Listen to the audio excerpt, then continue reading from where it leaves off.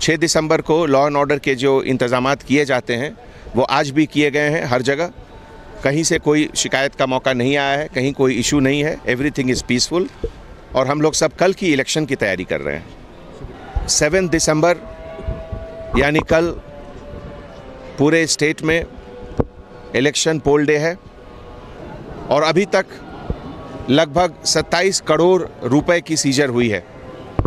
इसके अलावा 2 करोड़ 50 लाख रुपए के गोल्ड और सिल्वर ऑर्नामेंट का भी सीजर हुआ है।